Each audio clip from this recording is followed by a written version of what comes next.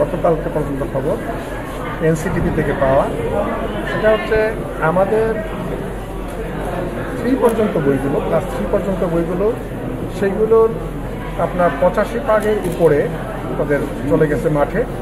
আর আমাদের 4-5 যেখানে আমরা পিছিয়ে ছিলাম সেক্ষেত্রেও 84% গতকালকে আমি রিপোর্ট পেয়েছি।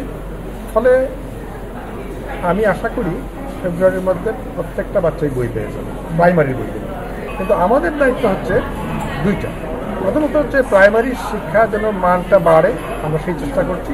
এবং যেসব জায়গাতে প্রাইমারি স্কুলগুলো ভালো চলে সেখানে কিন্তু লোকজন প্রাইমারি স্কুলে ভর্তি করার জন্যই ভিড় করে।